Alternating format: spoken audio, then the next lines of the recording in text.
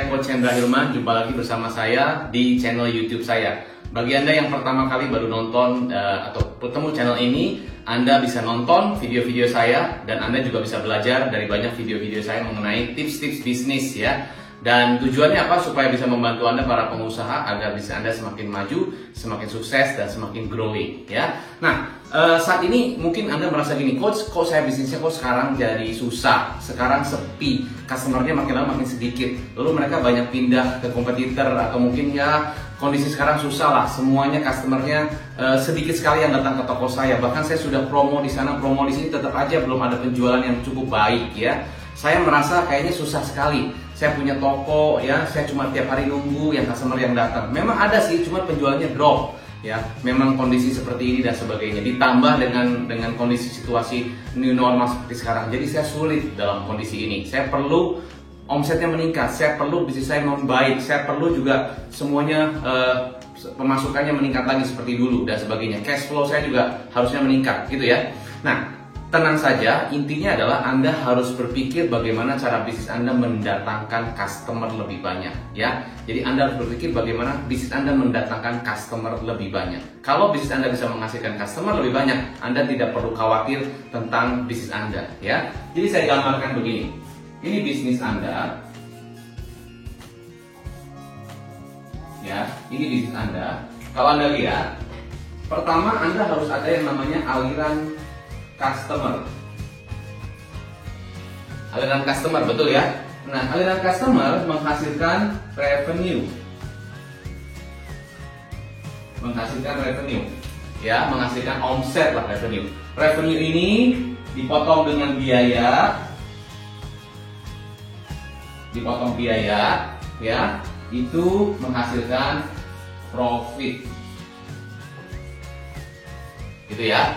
Jadi omset dipotong dengan biaya menghasilkan profit. Nah, ini yang Anda cari kan, profitnya harus meningkat, begitu ya? Ya. Nah, kalau profit meningkat, tentunya Anda bisa menikmati bisnis Anda merasa bisnis Anda menghasilkan luar biasa dan Anda bisa gunakan hasil profit itu untuk invest lagi, untuk punya bisnis lagi dan sebagainya, right? Nah, tapi pertanyaannya adalah saat ini aliran customernya makin lama makin sedikit, betul kan? Maka omsetnya menurun, maka profitnya menurun. Betul ya? Jadi aliran customer yang sedikit, omsetnya menurun, profitnya menurun. Betul kan? Profitnya menurun. Nah, berarti harus diperbaiki apa? Yang harus diperbaiki adalah ini dong. Aliran customernya harusnya makin hari makin banyak. Setuju gak? Ya. Nah, poinnya adalah itu. Jadi bagaimana supaya aliran customernya setiap hari makin lama makin banyak. Nah, inilah kita sebut strategi leads. Leads itu adalah calon customer. Ya, calon customer. Ya, strategi leads calon customer, nama kita sebutnya leads generation. Leads generation. Ya. Jadi intinya apa? Intinya bagaimana supaya kita punya strategi-strategi meningkatkan calon customer yang masuk ke bisnis Anda. Kira-kira begitu. Ya, nah bagaimana strategi-strateginya itu untuk meningkatkan calon customer? Nah, ini harus Anda ukur setiap hari. Kalau bisa Anda tahu setiap hari customer baru saya berapa. Kalau bisa setiap hari Anda ukur berapa banyak orang yang tanya-tanya ke bisnis saya, yang nanya lewat media sosial, lewat komen-komen dan sebagainya. Anda misalnya posting di satu Instagram, posting di manapun ya, di Facebook dan sebagainya. Anda blast di WhatsApp group, lalu tiba-tiba ada yang komen. Nah, harus Anda ukur. Jadi untuk bisa sukses, untuk bisa berhasil dan meningkat, Anda harus ukur berapa banyak leads baru yang datang setiap hari ke bisnis Anda. Ya, contohnya misalnya Anda lakukan Facebook Ads atau IG Ads misalnya, boleh aja ya. Apalagi misalnya Anda lakukan apa? Promosi WA Blast. Ya, Anda lakukan itu 3. 1, 2, 3. Misalnya begitu.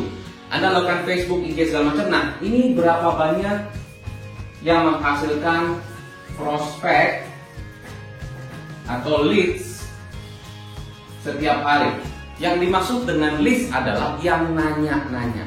yang komen dan nanya. Ya, kalau mereka cuma kasih like aja, kasih jempol aja, itu tidak disebut dengan leads. Itu cuma mereka mereka aware aja. Oh, ternyata Anda punya produk ini, Anda promosi ini, Anda misalnya menginformasikan tentang bisnis Anda, itu mereka aware aja. Jadi mereka cuma kasih jempol, kasih like gitu loh. Yang dimaksud dengan prospek adalah yang bertanya. Dan bertanyanya betul-betul pengen tahu. Nih, Pak, betul ya? Bapak di sini jual untuk baju-baju khusus untuk olahraga, misalnya begitu. Oh, di sini benar ya? Bisa nerima jasa servis untuk servis AC, misalnya begitu. Atau Bapak benar ya di sini kita kalau mau beli makanannya di sini, betul. Nah, itu yang nanya. Nah, jadi yang nanya kita ukur dari Facebook Ads kita berapa nih? Dari ini berapa? Dari ini berapa? Kita ukur per hari.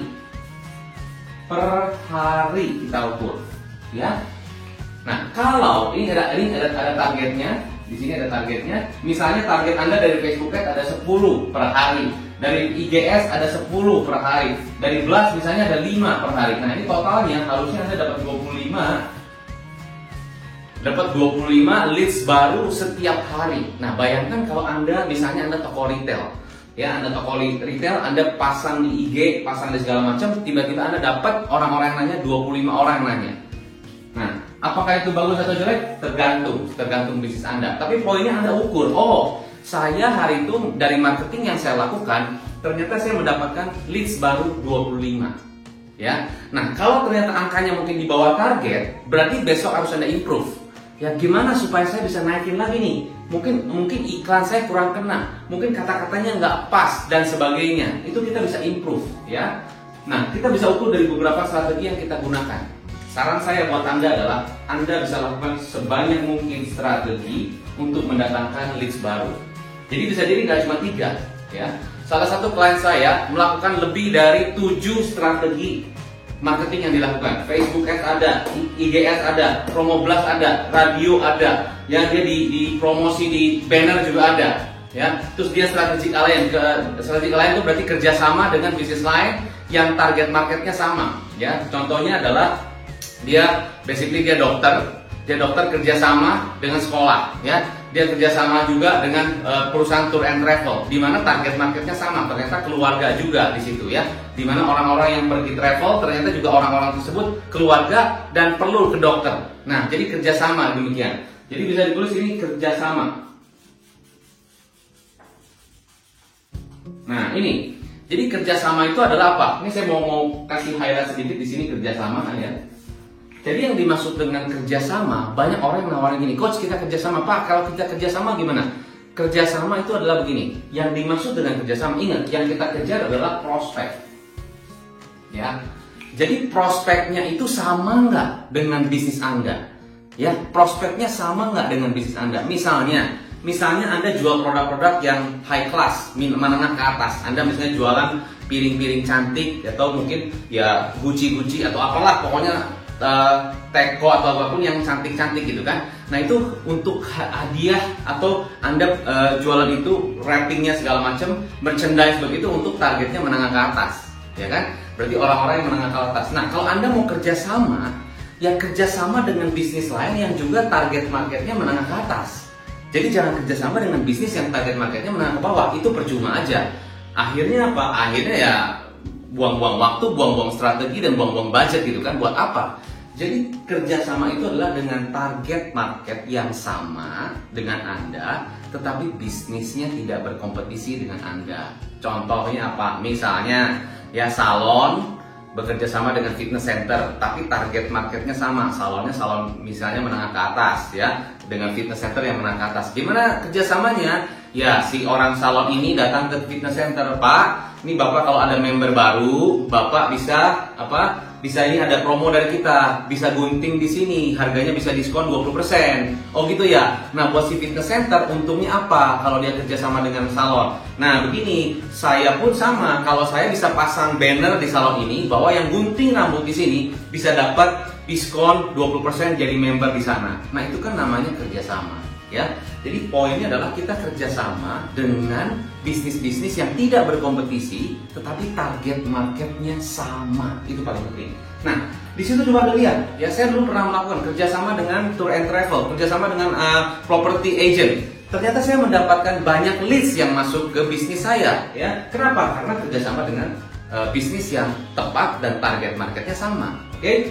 Gitu ya. Jadi Anda juga bisa melakukan ini, bisa lakukan leverage yang kita sebut ya. Nah, di sini saya akan sharing kepada Anda adalah bahwa Anda harus lakukan berbagai macam strategi marketing ya, sehingga Anda bisa ukur berapa banyak prospek baru, target market baru per hari ya. Nah, di situ di titik ini Anda coba resapi dulu video ini, Anda pelajari. Kalau Anda masih bingung gimana caranya supaya bikin strategi dan apalagi strategi yang bisa saya jalankan, Anda bisa kontak ke nomor telepon di bawah ini ya.